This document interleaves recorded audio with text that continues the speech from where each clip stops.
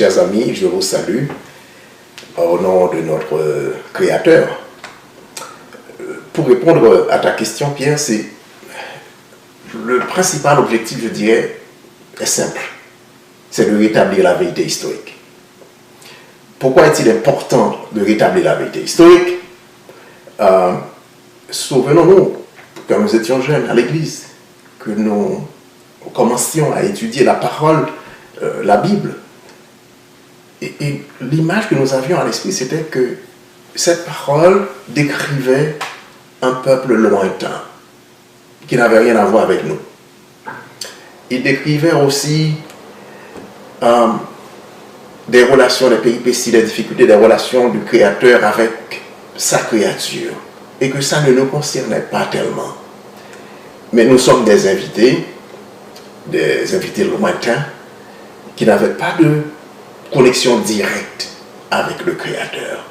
Et le Christ nous a invités comme gentils. C'est la perception que nous avons. Et encore pire, dans l'histoire, dans nos cours d'histoire, et nous avions appris que les Noirs, particulièrement nous qui sommes d'origine haïtienne, il y a plein d'artefacts historiques pour montrer que bon, les Noirs, nous avons été créés pour être à la queue, pour être la queue, jamais la tête, et nous étions là pour servir les autres. En sorte que, par un ensemble de détournements de la vérité historique, ceux qui nous ont colonisés, nous ont appris, nous ont grandi dans un contexte où plusieurs d'entre nous ont développé ce genre de complexe d'infériorité. En sorte que le teint épidermique, le teint noir, est devenu comme un fardeau. Au point qu'on voit même nos jeunes filles qui achetaient toutes sortes de produits, qui le font encore par ignorance, toutes sortes de produits pour effacer, pour combattre la mélanine, cette bénédiction que le Créateur a placée sur leur peau. La beauté a été redéfinie, ce qui est bien a été redéfini, et nous sommes projetés dans le vide parce que notre mémoire est effacée. La vérité historique qui nous concerne est effacée. Notre identité est volée et nous sommes... Juste imaginez un moment, si quelqu'un pouvait me rencontrer aujourd'hui et effacer tout ce que je sais, je deviens amnésique. Automatiquement, je ne peux pas m'orienter. Si je suis dans la rue, je ne peux pas revenir à la maison. Je ne sais pas ce que j'ai appris toute ma vie, je ne sais pas ce que j'ai réalisé, je ne connais pas ma femme, je ne connais pas mes enfants. Je suis projeté dans le vide. Alors, quand, en tant qu'individu, je ne me connais pas, je ne sais pas qui je suis, d'où je viens, c'est impossible de me connecter avec le Créateur et de le servir comme il me demande de le faire. En ce sens, ce mensonge, ce vol d'identité m'empêche d'évoluer, m'empêche de devenir ce que je dois devenir. Et c'est pour ça que nous sommes retournés à la Bible. Nous ne sommes pas de ce groupe aux États-Unis qu'on appelle les Hebrew Israelites. Nous sommes des chrétiens de l'Église adventiste. Mais nous sommes en train d'examiner ces faits pour inviter nos auditeurs, ceux qui nous regardent sur le site du Foyer chrétien, à faire leurs propres recherches. Okay? Nous sommes en train d'indiquer des pistes. Et pour indiquer ces pistes-là, j'ai rassemblé des informations provenant de 3 sources essentielles. La première source est évidemment biblique. La deuxième source est purement archéologique. Et la troisième source est historique. Sur le plan biblique, je commence à examiner justement le chapitre 10 de la Genèse qu'on appelle la table des nations. On appelle la table des nations. Et toutes les nations doivent remonter à ce chapitre pour retrouver leurs origines.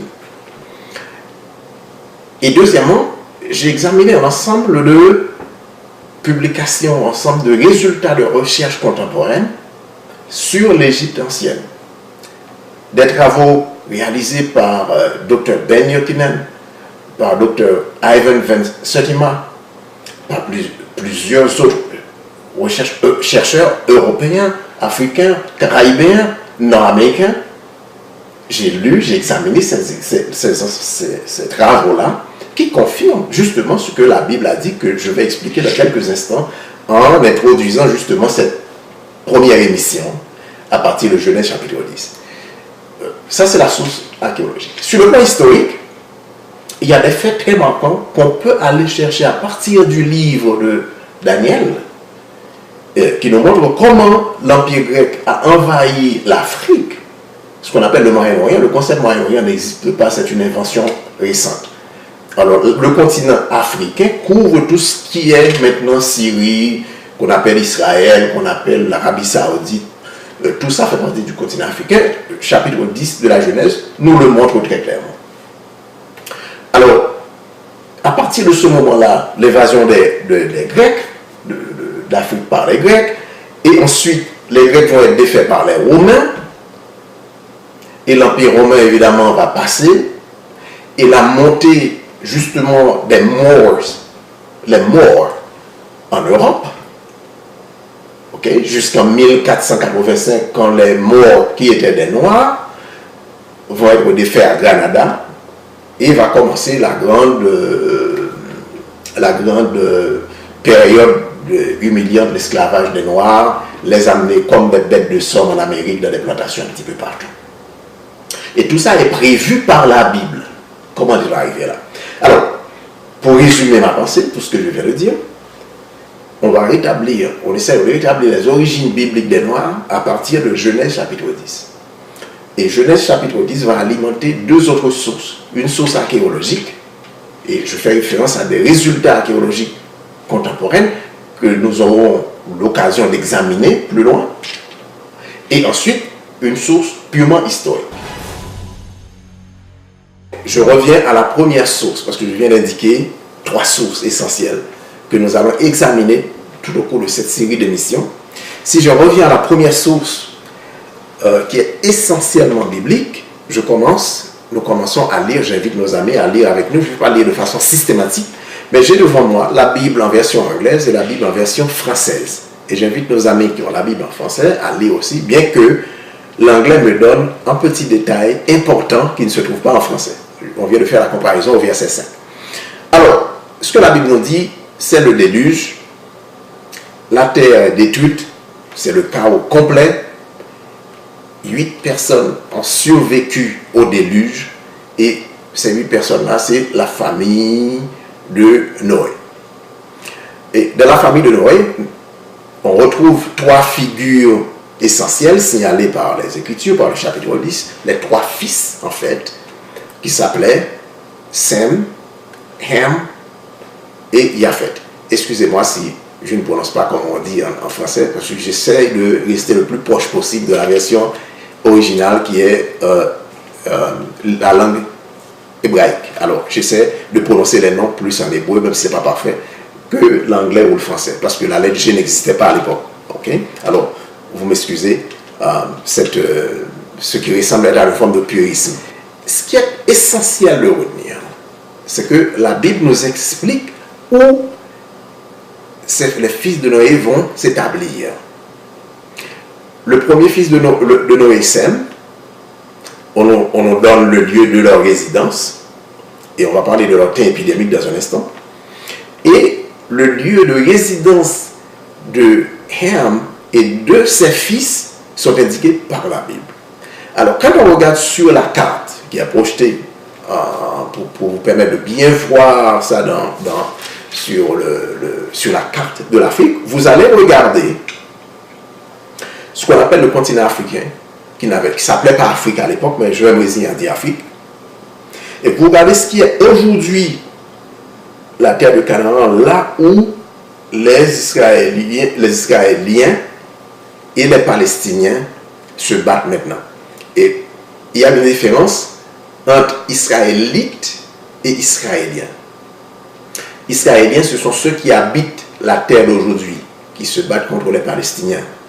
Israélites, c'est le peuple hébreu qui est décrit dans le chapitre 10 de la Genèse. Très important. Si vous avez des questions, on pourra revenir sur les détails plus loin. Alors, regardez très bien, on parle des 3 fils de Noé, et je commence, même si la Bible commence par décrire les fils de Japhet, qui sont Gomer, Magog, Madai, Yavan, Tubal, Meshech et Tiras. Et on nous dit là où ils habitaient. Alors, si vous regardez bien la carte, vous allez voir ces régions-là qui sont indiquées se trouvent au sud de la Russie aujourd'hui. Toutes ces régions-là. Okay? Et c'est important de marquer le lieu, l'espace géographique où ils vont s'établir. Parce qu'on va devoir revenir pour expliquer des questions que vous allez soulever sur le temps épidémique dans ce temps-là et le temps épidémique des peuples aujourd'hui. C'est important il y a des éléments liés à la résidence que nous allons évoquer et c'est important de retenir cela. Et on nous dit les fils de Gomer et les fils des fils de Japhet. On nous donne les fils des fils de Japhet. Mais je veux insister aujourd'hui, je vais revenir sur Japhet plus loin, sur les fils de Ham. Ham, que nous appelons en français Cam, en fait c'est Ham, il avait 4 fils. Le premier s'appelait Cush, et Cush, c'est un autre mot encore dans la langue hébreu qui signifie noir. Ham signifie celui qui est noir, qui est brûlé, qui est chaud, il signifie hot, brûlé. Le nom déjà traduit le teint épidémique de la personne, Ham. Et Ham va avoir un enfant, il va encore trouver un autre mot hébreu pour désigner le fait que son premier fils, était noir aussi. Il s'appelle Cush. Les fils de Cam étaient Cush, Mizraim, Put et Canaan. Et les fils de Cush étaient, etc. Mais la Bible nous dit, le verset 10 nous dit, nous reviendrons, pas le verset 10, mais le chapitre 10 nous dit, où habitaient les fils de Ham. Les fils de Ham habitaient ce qu'on appelle aujourd'hui l'Éthiopie. Cush signifie Éthiopie, c'est le peuple éthiopien et le peuple nubien qui est là. Et Mizraim, c'est le vrai nom original hébraïque de ce qu'on appelle l'Égypte aujourd'hui. Et Mizraim, c'est l'Égypte. Troisième fils de Ham, c'était quoi? C'était Put. Put, c'est la Libye, tout le nord là, de l'Afrique, de la zone de la Libye. Et quatrième fils de Ham, c'est lui qui a été maudit par Noé, c'est Canaan. Et Canaan, justement, c'est ce territoire où habitent aujourd'hui les Israéliens. N'oubliez pas, j'ai fait la différence tout à l'heure entre Israéliens et Israélites. Les Israéliens et les Palestiniens, une petite portion est en Jordanie, aussi une petite portion du territoire aussi se trouve dans ce qui est le Liban d'aujourd'hui. Okay? C'est là qu'habitaient les fils de Ham. Et ensuite, les petits-fils de Ham. Il y en a un qui s'était signalé parce qu'il a réalisé d'extraordinaire dans le sens du bien comme dans le sens du mal. Cush avait un fils qu'on appelait, parmi les enfants de Cush, il y avait Nimrod. Nimrod était un homme noir. Et quand je parle de noir, je parle de noir très foncé. Et c'est lui qui va bâtir plus loin, plus tard, ce qu'on appelle la tour de Babel. Babel, la porte du ciel. En sorte que lui, il a trouvé que Dieu nous a chassés du ciel. Il va construire son propre chemin vers le ciel.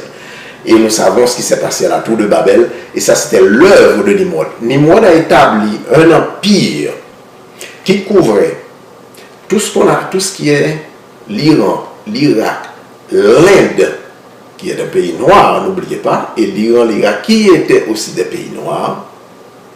Et tout le territoire des fils de Sem, qu'on appelle l'Arabie Saoudite, toute cette région-là, faisait partie du grand empire de Nimrod. Et Nimrod était un homme noir. Et Nimrod, c'était quelqu'un qui ne servait pas Dieu non plus, parce qu'il ne faut pas, parce qu'il est noir, on va blanchir, pas blanchir, là, qu'on va faire une présentation plus positive de son œuvre était mauvaise parce qu'il ne craignait pas Dieu, il ne craignait pas Yahweh. Il essayait de construire, de trouver par lui-même le chemin du ciel. Ok.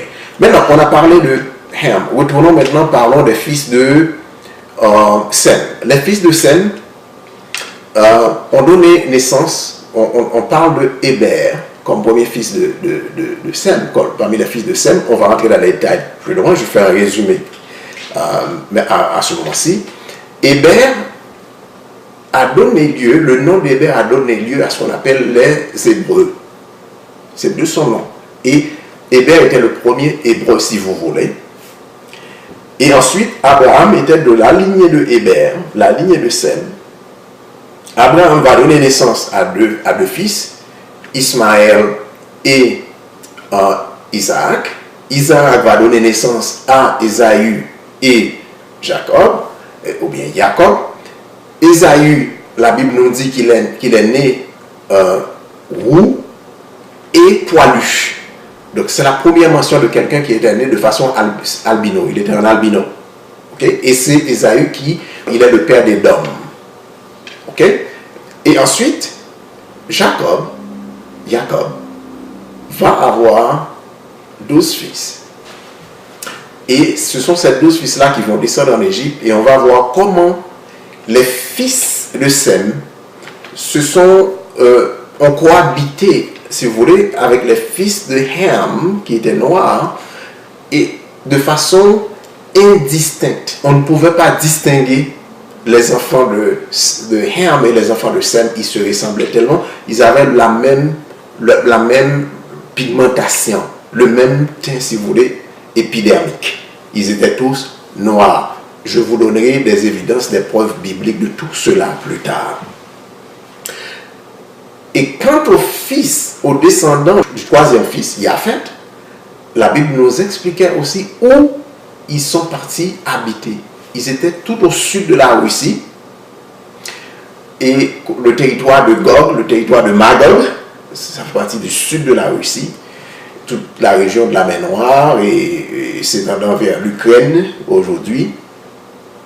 Et cette région-là, ce peuple-là, plus tard, va donner naissance à un autre empire qu'on appelait l'empire des Khazars, qui va s'étendre, que les Russes vont chasser plus tard. Et il y a des travaux archéologiques qui établissent tout ça, qui montrent que les premiers habitants de Gog étaient des Noirs aussi. N'oubliez pas. Et nous amènerons des preuves bibliques et archéologiques pour expliquer tout cela dans les détails, dans les prochaines émissions.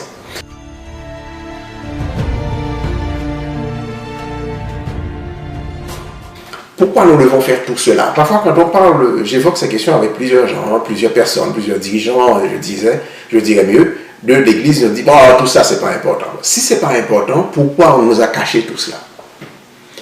Pour bâtir une thèse de supériorité de groupe racial sur un autre et faire peser un fardeau tout à fait mensonger sur les épaules de l'autre, au point que nos jeunes font toutes sortes de choses, dépensent de l'argent pour acheter des produits qui blanchissent la peau, retirer cette bénédiction qu'on appelle la couche de mélanine que le Créateur a placée sur notre peau, qui exerce plusieurs grandes fonctions essentielles. Et je vous dis, l'une des fonctions essentielles de la mélanine, c'est de capter l'énergie des rayons ultraviolets, de l'envoyer au foie, le foie transforme cette énergie-là en vitamine D, en sorte que quelqu'un qui est exposé au soleil, qui a plein de mélanine, vous n'avez pas besoin de prendre de supplément de vitamine D, les autres en ont besoin. Et la mélanine aussi joue une autre fonction, c'est une fonction de protection justement. Et il y a ce qu'on appelle la mélanoma, qui est un type de cancer de la peau, et les Noirs ne souffrent pas facilement de cette chose-là. Ce sont les gens qui ont une déficience de mélanine qui souffrent de ce type de cancer. Donc il y a plusieurs avantages. Pourquoi donc devons-nous insister sur cela? Le point le plus essentiel, c'est que si nous ne connaissons pas qui nous sommes, il est impossible pour nous de nous connecter de façon positive et de façon fructueuse au Créateur. Et quand il parle, nous allons penser qu'il parle à des peuples lointains. Ce n'est pas nécessairement nous, on peut réinterpréter selon nos cultures. Non, ce n'est pas possible parce que les Israélites, je dis bien les Israélites de la Bible, le peuple hébreu, c'était un peuple noir. Le Christ lui-même était de teint noir quand il marchait sur cette terre.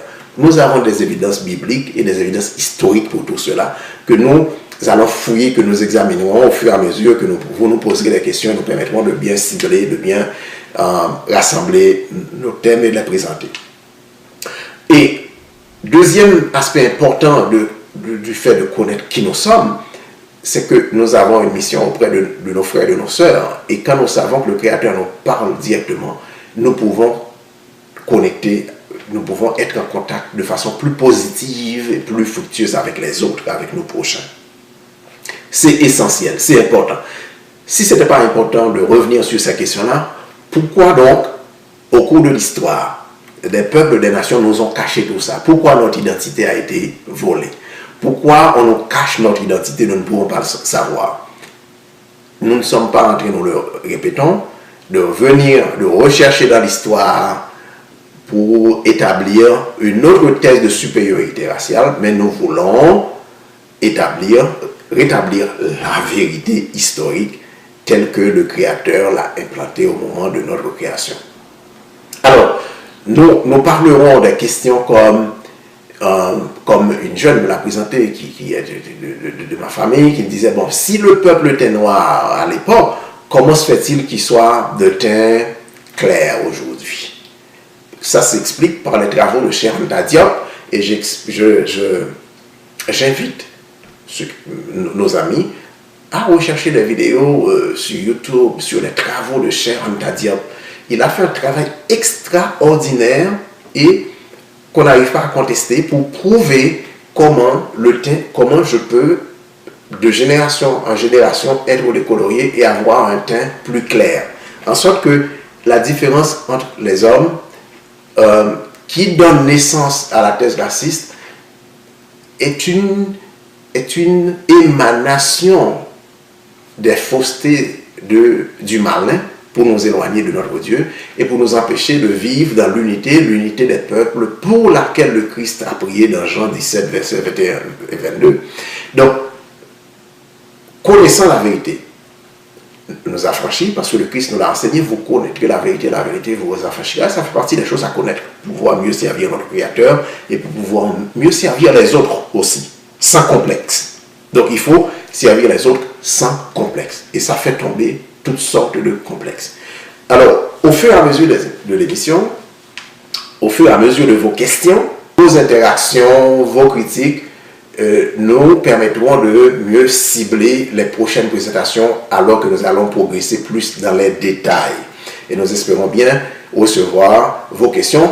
Et ces présentations n'ont pas non plus pour objectif d'établir une vérité définitive, mais nous allons vous mettre sur la piste de vos propres recherches individuelles. Nous allons vous donner des éléments bibliques, historiques, archéologiques pour faire vos propres recherches et savoir qui vous êtes en tant que peuple noir. Alors, merci de votre attention.